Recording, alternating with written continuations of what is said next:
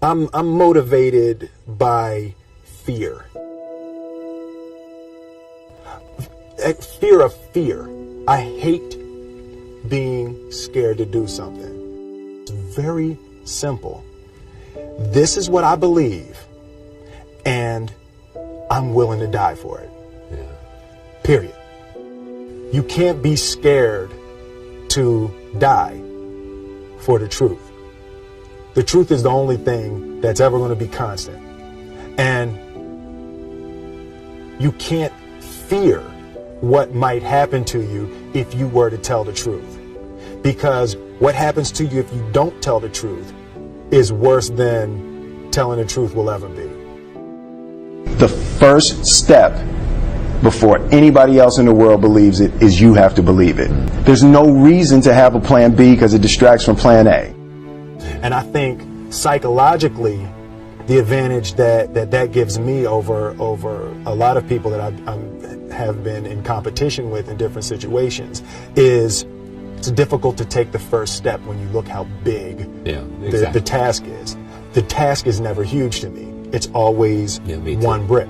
I believe, and I learned very young, that you don't try to build a wall.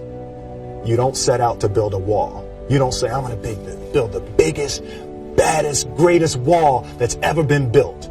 You don't start there. You say, I'm going to lay this brick as perfectly as a brick can be laid. There will not be one brick on the face of the earth that's going to be laid better than this brick that I'm going to lay in this next 10 minutes. And you do that every single day. And soon you have a wall. And soon you have a wall. I've never really viewed myself as particularly talented. Where I excel is ridiculous, sickening work ethic. You know, while the other guy's sleeping, I'm working. While the other guy's eating, I'm working. The separation of talent and skill is one of the greatest misunderstood concepts for people who are trying to excel, who have dreams, that want to do things. Talent you have naturally. Skill is only developed by hours and hours and hours of beating on your craft. I always knew that I could work hard enough. There wasn't an issue with discipline, or there wasn't an issue with the ability to sacrifice or the willingness to sacrifice. There's no easy way around it. No matter how talented you are, your talent is going to fail you if you're not skilled. You know, if you don't study, if you don't work really hard and dedicate yourself to being better every single day. This one year, my father had his shop, and he decided for whatever reason that he wanted a new wall on the front of his shop. So he tore down probably about 16 feet high and probably about 30 feet long. He just completely tore the wall down, and my brother and I had to dig a 6-foot hole. We for the foundation. For the foundation. We would mix in the concrete by hand. A year and a half. We were building this wall for a year and a half. Every day after school, we would come and mixing concrete, putting it in the hole, doing it.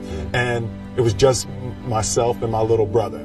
And I remember standing back, looking at that wall, saying, there's going to be a hole here forever. A year and a half later, we laid the final brick. And my father stood back with my brother and I know he planned this. He says he didn't, but I know he had been planning this and writing this for his for the past 2 years. But we stood back, we looked at the wall, and he looked at me and my brother and said, "Don't y'all never tell me that you can't do something," and walked into the shop. As a child, my parents always told me you could be whatever you want to be. You could do whatever you want to do. And you know, that office, that position, the highest office on the face of the earth, it was something I heard my parents saying it, but I didn't totally believe it. Yet I went out in the world and I carried myself and I held my head high and I stood there and I looked people in their eyes and I talked to people as if I was deserving of everything that this planet has to offer. I really want to say to children out there and to people who are watching, Confucius said one time, he who says he can and he who says he can't are both usually right.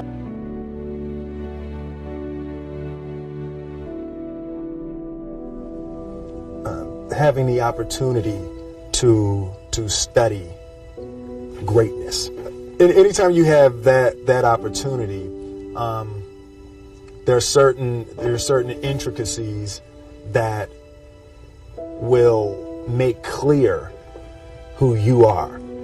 It becomes that much more clear who you are.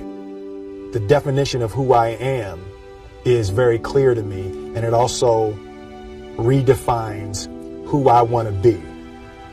In that I know for a fact that I'm stronger than I thought I was. You know, you can't help but ask yourself the question, what would I do if I was in Muhammad Ali's shoes? I'm not the best at anything. You know what I mean? Eddie Murphy is funnier than I'll ever be. Denzel is more powerful than I'll ever be. I think that my strength is I can do everything well. You know, I can do a little bit of everything, and that's what I concentrate on to be my strength. I'll never be able to compete with Denzel. I enjoy connecting with people and ideas, and you know, I have a mission statement. So every year for probably the past 10 years, I've worked out a mission statement for myself.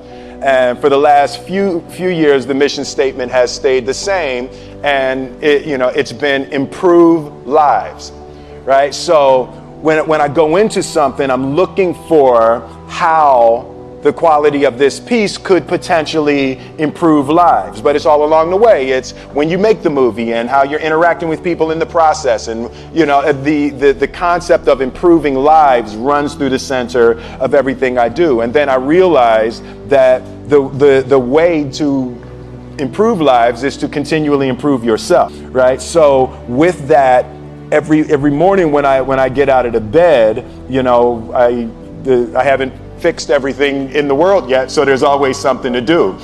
I want my life, I want my work, my family, I want it to mean something. If you are not making someone else's life better, then you're wasting your time. You know, like your life will become better by making other lives better. A few months ago, I said that I believe that if I chose to, I could be the president of the United States. And I think as I've had a chance to intellectualize why I said that. Yeah.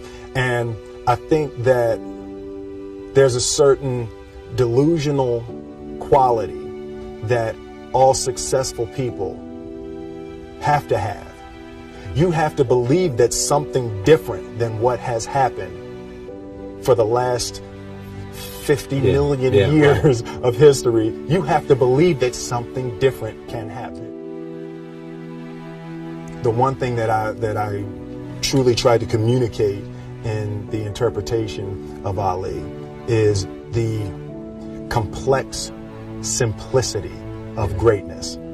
And how greatness is not this wonderful, esoteric, elusive, God-like feature that only the special among us will ever taste.